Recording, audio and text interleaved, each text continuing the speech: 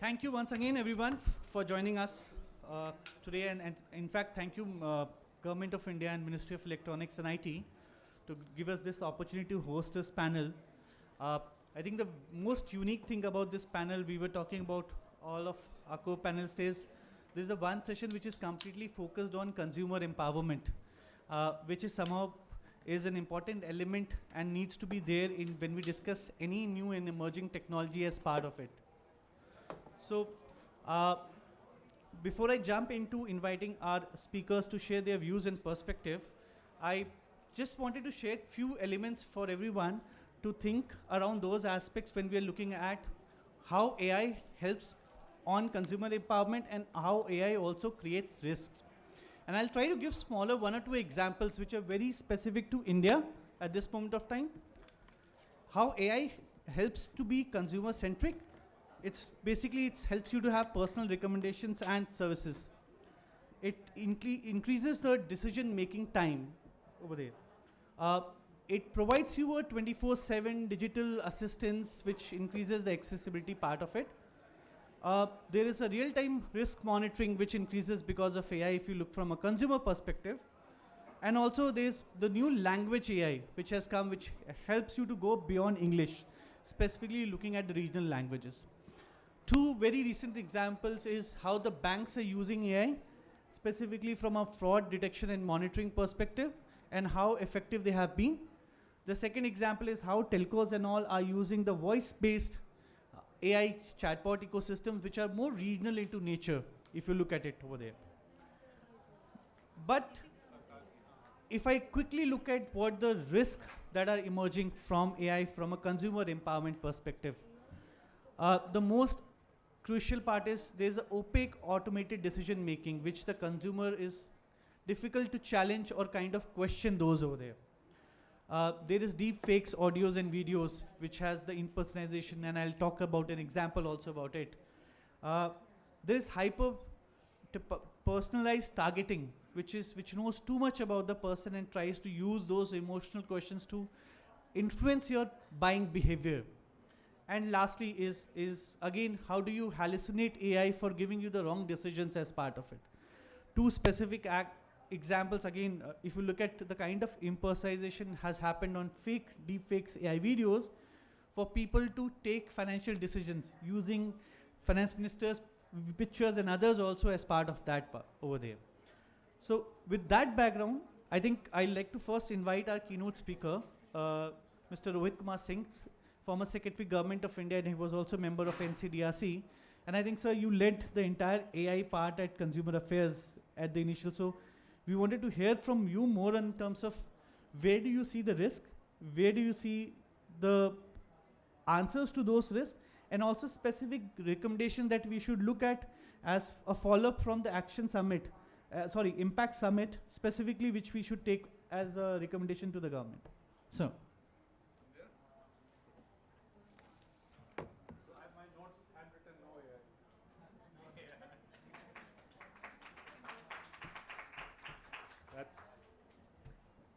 That's old school. Good evening, everyone. First of all, let me thank the organizers for calling me here. I retired from the government 1.5 years back, so it's good to be back in a suit and a tie after a while. My last posting was Secretary, Department of Consumer Affairs, and then I moved to member National Consumer Dispute Redressal Commission, NCDRC. And then I quit for some personal reasons. I'm a techie by education and have done many assignments in Government of India and State Government of Rajasthan on technology. And I'm amazed to see the energy at this summit. And this summit is different. I follow what is happening in global AI, and I followed what happened at Bletchley Park and then Paris. But this one is different. I think what this has done is it has been able to put people at the center. So while US and China can fight over who has the most efficient LLM, whether it is Claude or Gemini or ChatGPT or DeepSeek or whatever hidden is being developed in China, I think when it comes to shaping responsible AI, I see India has a role to play, and India should play it very aggressively. As in the times of Mrs. Indira Gandhi, we headed something called the non-aligned movement. Russia was this side, and US was the Western powers were on the other side, and we played the middle game, and we were good at it. So I think the time has come to use that principle. Now coming to consumers and revolutions, whether technology or other revolutions, any revolution, it changes the balance of power. Vis-a-vis the consumer, when we were buying from the corner stores, the mom and pop shops, the kirana dukan, there was a different dynamic between the buyer and the seller. The whole equation was different. And then 10, 15 years back, the Amazons and the Flipkarts started coming and grabbing that space. And the whole power equation changed. So consumer became less and less powerful, and the seller became more and more powerful. Now with the advent of AI, this balance, this power distribution, redistribution is going to further aggravate.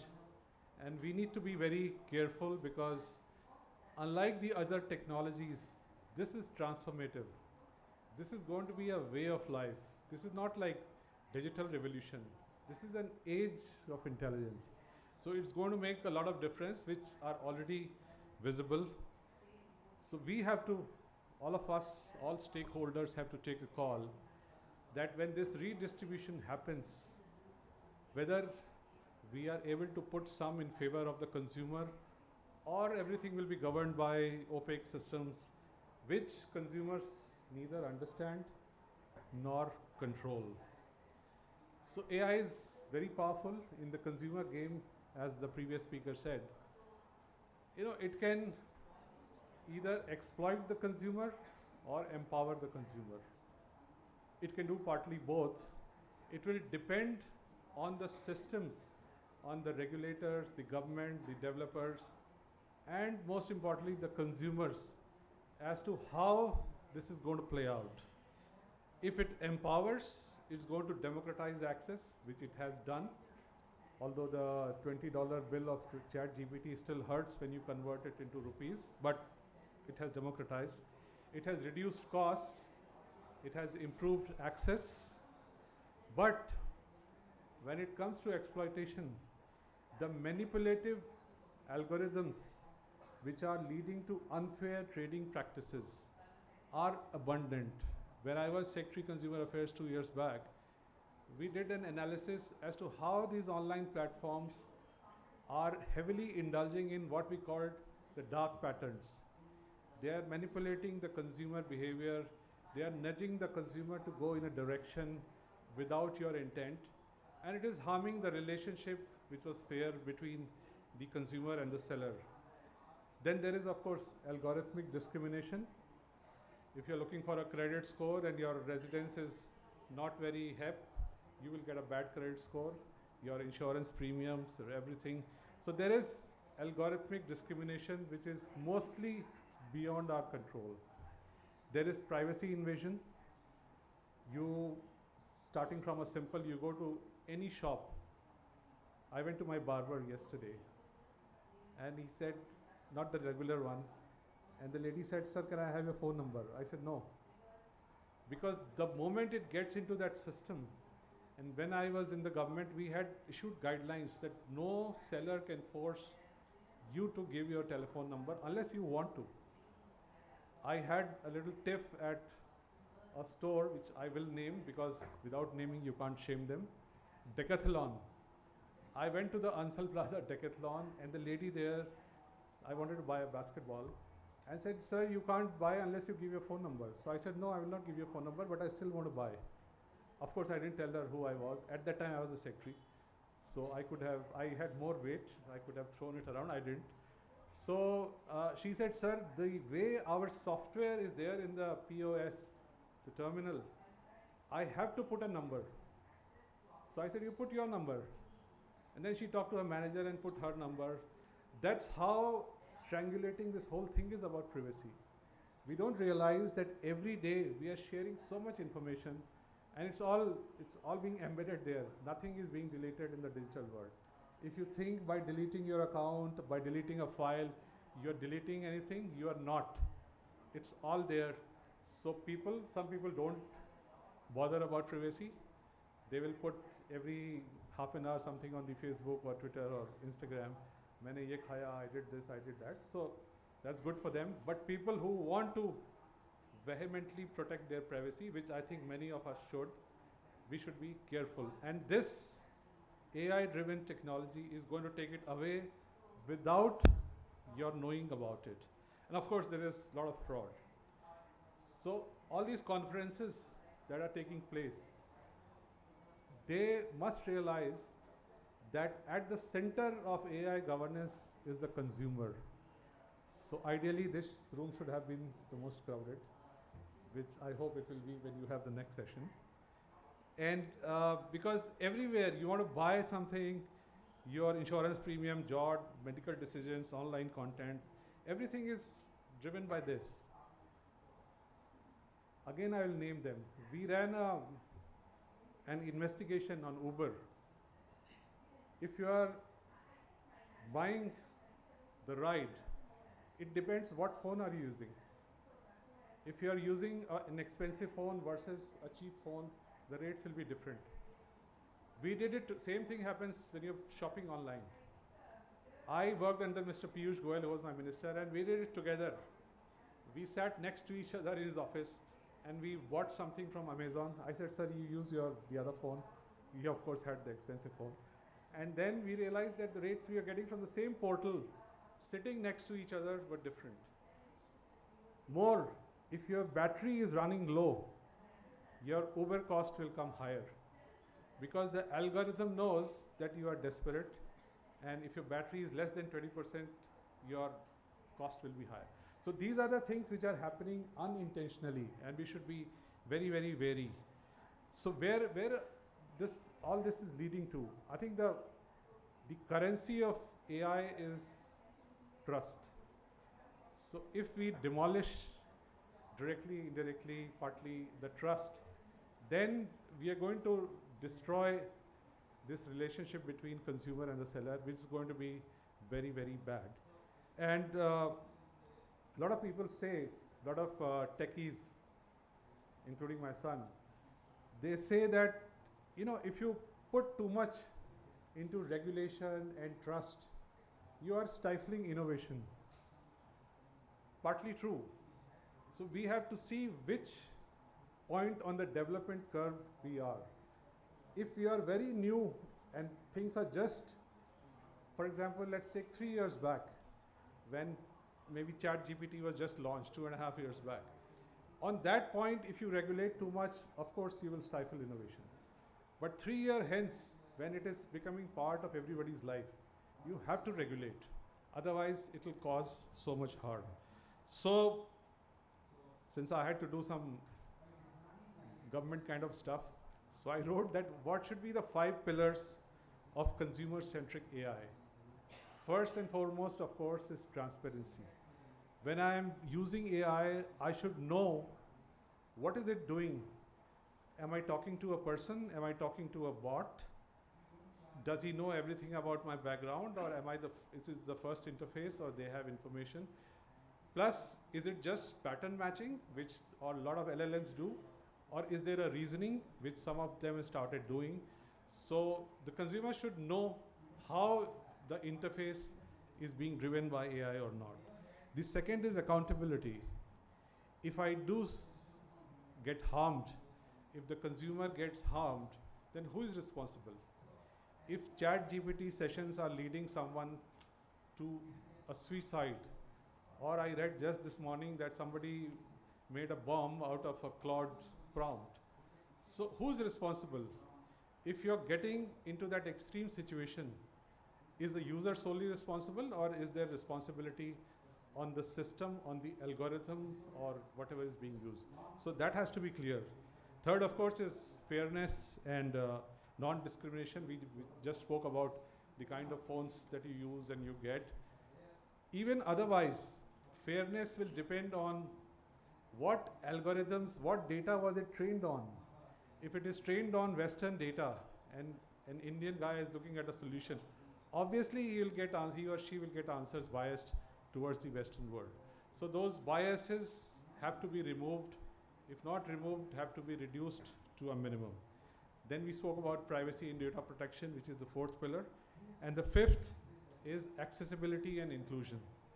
Sitting in the heart of Delhi in air-conditioned Bharat Mandapam, we are chatting about AI, but what about the guy, 500 kilometers away, 5,000 kilometers away, 3,000 kilometers away?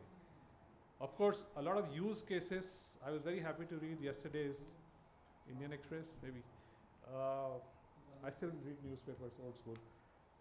There was very good examples of how AI use cases are being promoted in three of my favorite areas: education, healthcare, and agriculture. And if you're pushing that, then the people who are supposed to use that, they have to be included in terms of access to technology, regional languages, the local context, etc., etc. So in the end, I want to say that technology is changing exponentially. Human capability is not. So people who talked about AGI and super intelligence, it is true, it will happen. And we will be left behind. So because human capability is limited. And in the end, all of us stakeholders, including those sitting the high and mighty on the panel, we have to decide where consumers are just data points or empowered participants. Thank you very much.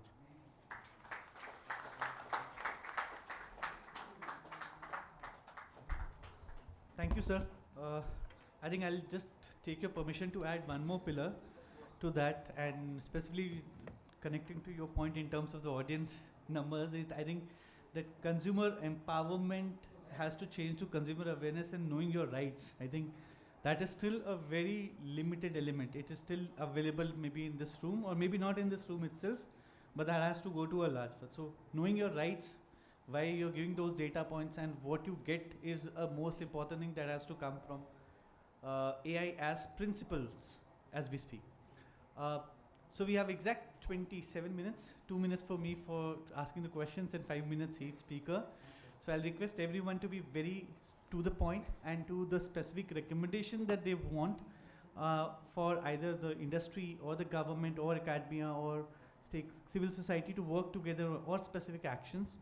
So I'll start with Sarita ma'am. I think you're looking at the entire DPRG part, and I think DPRG has been very actively using AI now.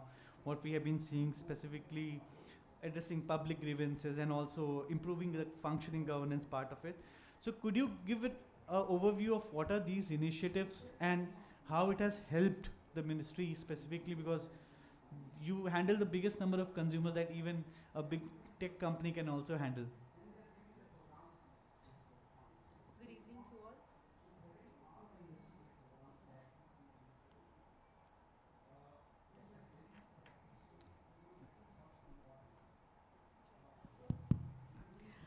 Good evening to all. Yes, the Department of Administrative Reforms and Public Grievances has been in the forefront of creating an enabling ecosystem for development of e-services. As we all know that digitization is the prerequisite for enhancement of services through the application of specific AI models.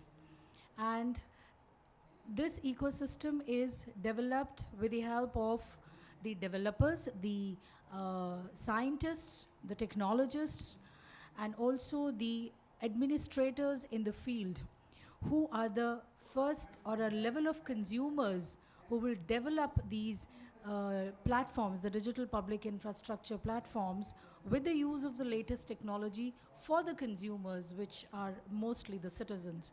And the consumers, in case of the government, is of course the whole of citizenry. Different target groups are of course there. And one of the important aspects that is handled, which is very important for the government, is of course the grievances. So as the government provides the services, the feedback of the citizens and the grievances of the citizens are centric to the success of any governance. And therefore, the present government working on the policy of the government of India is maximum governance, minimum government, and at the same time, sabka saath, sabka vikas, sabka prayas, as we know. So basically, governance for the people truly can happen with the help of the next generation administrative reforms, which are embarked upon through digitization.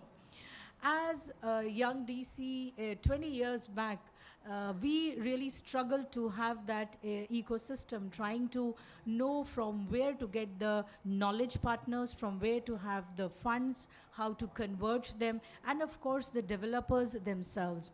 Today we are seeking out people from the DRPG who want to develop such infrastructures for the citizenry. The objective being obviously transparency in the delivery of services, inclusion to the last mile. No one is to be left out. The holistic development is another goal towards which the AI models can be developed. Of course, the predictive analytics, analytical models, and the generative AI models are used to a large extent, and the DRPG encourages the dissemination also of the innovations in the field of digital public infrastructure through the recognitions, through National Award for E-Governance, which is given since 2003. The very development of the categories and the award indicates how the evolution of these digitization and adoption of technology has happened from the very basic digitizations for citizen services to now using AI for even the pandemic responses and mitigation of disasters.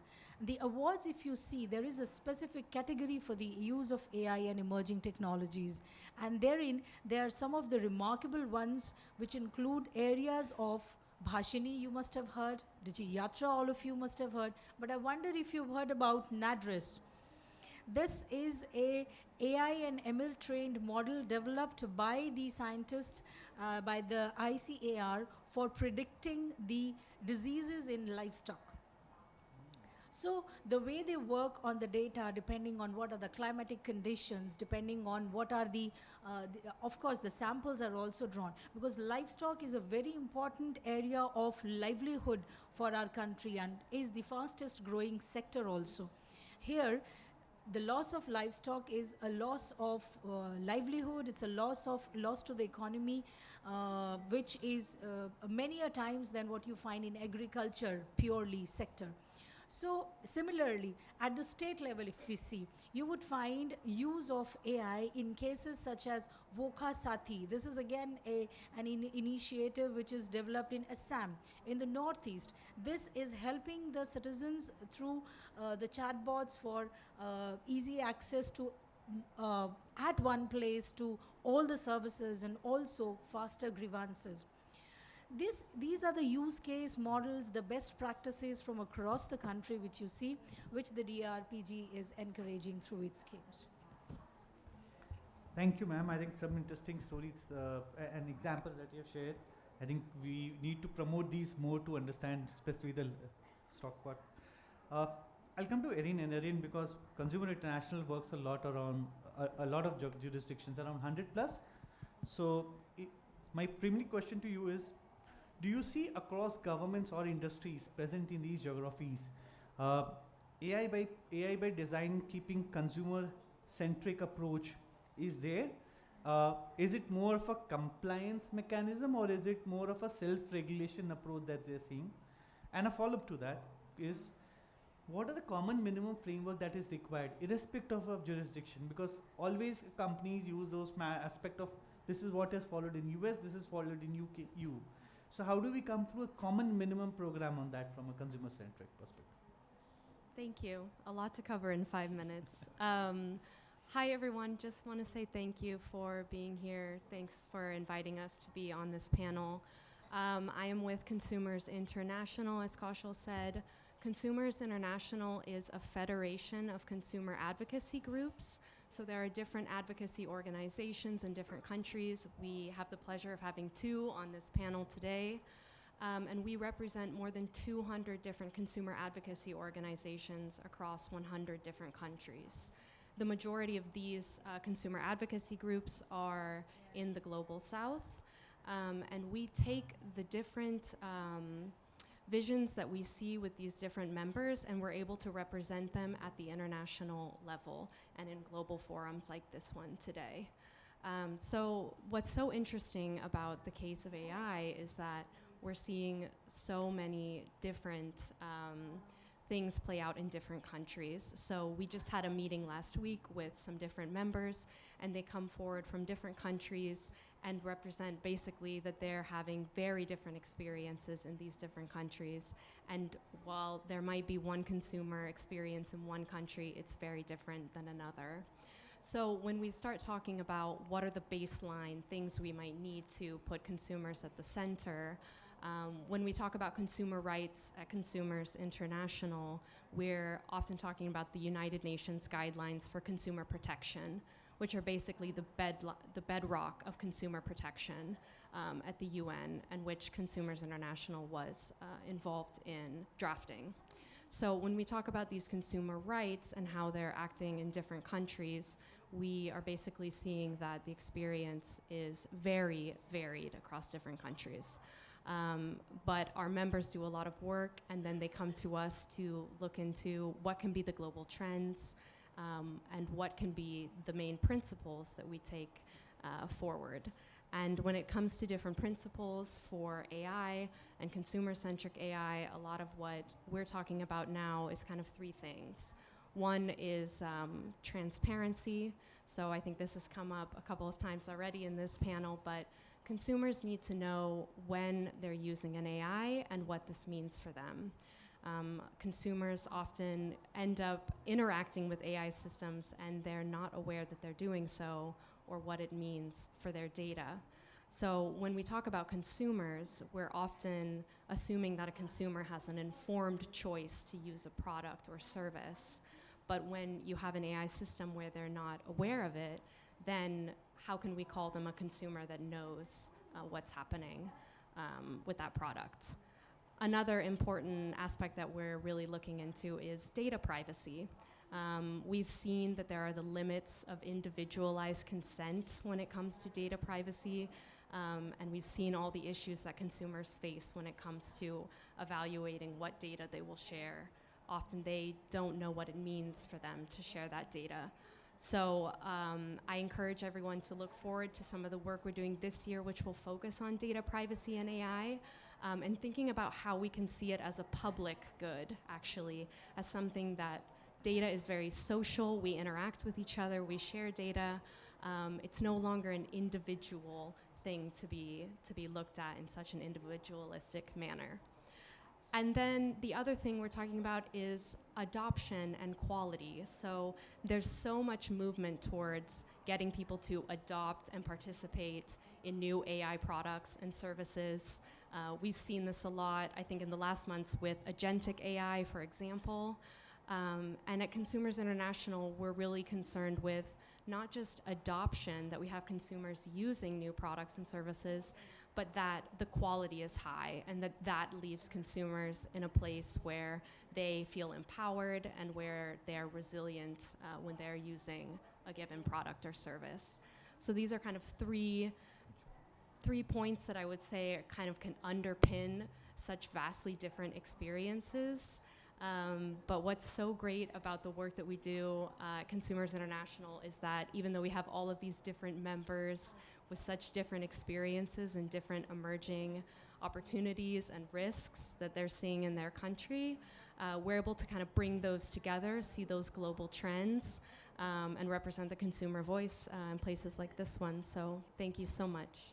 Thank you, Irene. I think just to add to your point, I think one thing which the government is very looking is AI, democratizing the AI resources. So in a similar DPI format, the entire GPU framework is being looked at, which is around 38,000, which has been allocated right now. So it's again in the DPI framework itself. I'll move to Asim sir, and a very specific question over here is, if I look at a consumer pattern, for the entire life cycle of a consumer, which are the very specific areas, sorry, this is a question to Asim. Yeah. So, if you look at a consumer behavior, entire pattern of a consumer decision making, which are the very specific areas where you think AI influences the decision or empowers the consumer a lot? And what are the risks associated in that entire journey from an identification to the final purchase and the services? And where can consumer organization like Voice specifically work on those pillars? Great. So I'll come to the conclusion. Thank you very much for inviting me to this discussion. I think I'm going to start with the conclusion first. Very strange, but then that explains most of your question as an answer, and I'll try to explain it. Without mandatory accountability, bias audits, stricter enforcement under the Consumer Protection Act, and I'm sticking to my domain of Consumer Protection Act, especially for high-risk AI in finance and e-commerce, these risks could deepen the exclusion of vulnerable consumer, turning potential empowerment into exploitation. Now, this is something of a mindset. We are all slaves of AI. We all know that as consumers. We travel with completely AI-enabled systems. We buy e-commerce or generally nowadays through UPI and other modes, which are again AI-enabled. So most of the things we are doing as consumers are UPI-enabled or AI-enabled. Question here is basically, is the consumer awareness of what he's doing and how he's using AI relevant? And if it is relevant, then how much it is being practiced? And who's the practitioner here? It is the companies who are the AI enablers. And as consumers, we will say that we are dependent on you. We are fully confident that you will serve us best with the AI. It's very good. It actually is a turning point for many government schemes. It from our consumer affairs, if you look at the research that has been done in terms of a report, 2025 end report, the Grahak Nyaya chat box have facilitated rupees 46 crore in refunds, which is fantastic. We couldn't dream that earlier on through the manual process. AI has enabled that. And because the system operates on AI. We obviously also have the language factor. This is, taking the same example, it is in 17 languages. So language is well covered here, AI enabled in fact. And also AI assisted complaint filing. Again, helping the consumers. These are very, very good things. But again, these are run by government after due diligence. Are the corporates doing the same? Are the brands doing the same? We have our own doubt, and risk management, therefore, is paramount on this particular factor as far as consumer mindset is concerned. When you travel, it has been said that it has been observed that you share your phone number 46 times, you share your photographs, think about it when you travel next, you share your photograph 11 times, and you share your personal data to an extent, date of birth and other things, at least 24 times. This is something which is troubling because AI takes over that, and what is happening to your data, we don't know. So in conclusion of this 5-minute unfortunate break, I must say that AI amplified dark patterns. Rohitji already said that dark patterns are today into our lives as a bad patch.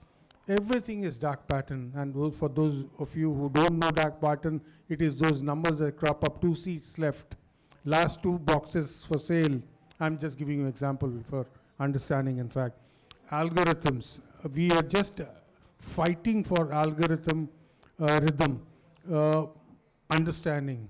Why algorithms are developed without consumer consent or without consumer participations. They can be told, to participate and probably we can contribute.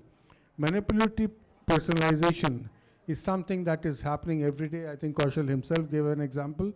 And deep fakes, as we know that, AI is now totally responsible for deep fakes and misleading the purchases, in fact. So the pros and cons are well balanced out.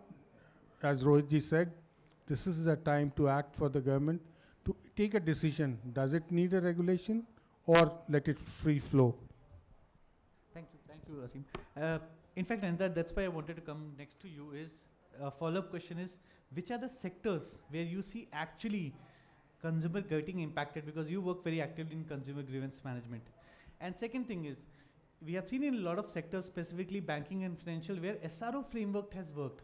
A self-regulatory organization where consumer groups, think tanks, they come or they form SRO and they are taking the burden from the regulator, but the benefit is because they work with industry, they are better at that part. So do you need something of that framework is required and not maybe a policy which also creates the balance between innovation and regulations? Yeah, so good evening and thank you for having me here. So 3 areas of vulnerability which the consumer faces. One is the fintech sector, and we've talked about it extensively till now, all the algorithmic biases and e-commerce, dark patterns, surveillance pricing and everything. But I would like to focus on what's working at the consumer grievance redressal systems. At the NCH, the National Consumer Helplines, we now have excellent mechanisms, as Ashim mentioned, that we have 17 languages and voice inputs, AI-powered speech recognition and voice processing, and refunds of 4.5 crore till November 2025. That's the data of refunds that the consumers have received.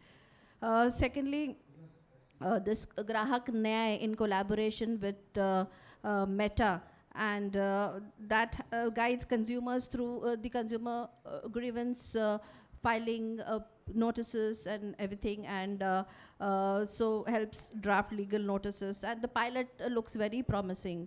Similarly, we have something called e-Jagriti, which is an integrated platform now for complaints filing and virtual hearings. And so are these really working is the question. Now, at the end of it, the consumer courts are clogged. Pendency in consumer courts, like the AI is helping power generate complaints in a speedy manner. But unless, for consumers, it is a second punishment when he gets into litigation. First punishment, of course, he's conned. Second is when he gets into this litigation. So unless those things are taken care of by, say, giving teeth to class action suits, which now are, gets into a lot of logistical and procedural issues. Also, giving power to consumer organizations to take up such issues. So these are certain areas. Another area of vulnerability is the service sector. I'll just give you an example.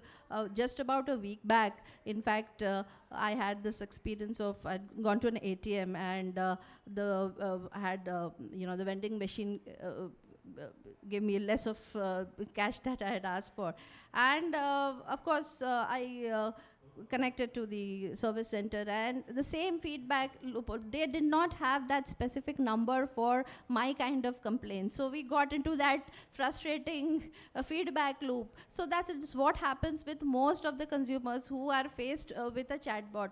And the issue is that most companies, they don't have a hybrid mode. Like, you cannot escalate your issue to a human interface. It is the same loop that and it becomes very frustrating. And at the end of it, me being from a consumer organization, I have kind of given up on my complaint. So you can imagine what must be happening to the common man on the ground. So this black box inefficiency, AI chatbots often fail to understand the nuanced or responses which needs customized inputs. So those are the issues. Then loss of accountability is another issue. Where do I go next from here? Who is accountable? And of course, the lack of empathy. So these are certain issues that we are facing on the ground as consumers. Thank you. Thank you, Dinta. Sudeep, I've preserved the best for the last because you are an AI expert, you work with the industry, you hear the perspectives. Yes. Now, your views on how to address it, to kind of come to a path where consumer is as empowered, as well as it also helps the industry to grow at much more faster speed and make much more consumer-centric products. Yeah, I think the whole discourse here is like something. It's also on every industry person's mind. It's not just like one-sided story. And I've been in AI for a long time, so I've right now I head the AI org in DoorDash. Before that, I was at Netflix for 7 years. And one thing you see in these companies is like they're actually very consumer obsessed, right? In the good companies, and not all of them maybe, but basically the guiding force is the consumer is right? And you're building this product at the end of the day to actually have the consumer get the best experience in the product. That leads to long-term value of the consumer. That actually leads to better revenue for you. So it's actually, a self sort of sustaining cycle. But as industry leaders, what the responsibility we have is what I call setting the floor and also raising the ceiling of this. And that comes from the sort of, point to point of like in your company's KPIs, in the metrics that you're tracking, safety, the consumer rights, the consumer transparency are not options. They're actually must be built into. It's like a part of the infrastructure itself, right? And so we talked a lot about these algorithmic biases. Like I'll touch on them a little bit. So some of these biases are by construction, right? So these big LLMs, they learn most of the stuff from English and from the Western world. And so they will actually fail and falter when you try to serve this, very tail language that is not represented there. So it's on us who are developing these products to actually go and build those models in a way that can be unbiased from day one. There's the other kind of bias, like the one, you talked about, which like Uber, charges more. And this is because the algorithms are taught to maximize profit or something, right? And then it's actually learning from the patterns and unintentionally it's picking up all these signals. And this is where we as industry practitioners, we work very, very closely with academics who are looking into these problems, because this debiasing of AI is a very hard problem by itself. But the best companies out there, they're actually working with the experts in the field to see how to debias these algorithms. Because at the end of the day, as I said, you lose the consumer's trust. Once you lose that, you actually lose the long-term value of the consumer, right? The other thing that, industry is very it's front and center in our minds is the accessibility of the technology. It has also been talked about, right? That's also part of the fairness. And a device that's like, not your best iPhone. It's like very slow. It's probably in a geographical region where the signal is very low. A company like Netflix or YouTube has to think of how to get the best experience even there, right? So the technology needs to also be built in a way from ground up that's actually fair. And that just doesn't apply to like technologies like streaming services or delivery services. It's like all of AI. Essentially, right? So the way to kind of, like I talk to a lot of my, peers in the industry, and there are various things that all these companies are thinking about very, very, very front and center in their minds, is how to kind of rein in these systems, right? So one thing I would say is, as we are getting into more agentic, more of this generative AI, the risks are larger. So one of the ways that these companies are dealing with is by setting up what is called red teaming. So essentially you build a system. The idea is to help the consumer, right? You build an agentic system that deals with consumer complaints. You build an agentic system that helps you, order food or, plan your party tonight. But you can also ask the system, how much of X should I take to kill myself, right? So essentially, how do you prevent those things is by these systems called red teaming, where you adversarially attack these systems very, very, comprehensively to figure out where the problems are at the edges, right? So just to, elevate and to conclude my thing, I feel like, as someone said, in the early stages of this product development, you cannot put too much of regulation because that will stifle innovation. But once it's like semi-mature to mature, you have to think of these things. Because otherwise, at the end of the day, you are going to lose the consumer. Thank you everyone for being a patient audience, and thank you for the expert speakers. I think only one line I would like to add at the end is, we need to explain the consumers that AI is not free. I think the feeling is AI is free. It's not free. It is taking a lot from you to kind of grow, and then it will again sell back to you again at a higher price. So thank you again. Thank you all our speakers today, and thank you again, Ministry, for giving us this opportunity. Thank you.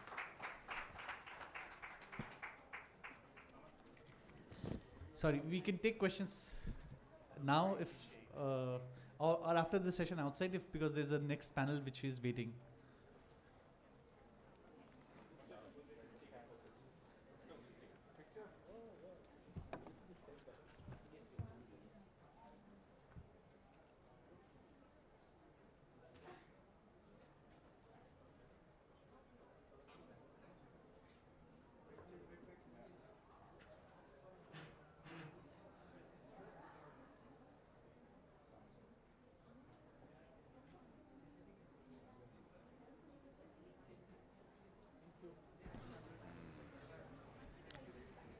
Check. We have a next panel discussion starting from Indian Institute of Management, Lucknow, IIM Lucknow. The next session starts in 5 minutes. We request you to please take your seats and be part of the panel discussion. I repeat, the next panel discussion by IIM Lucknow is about to start.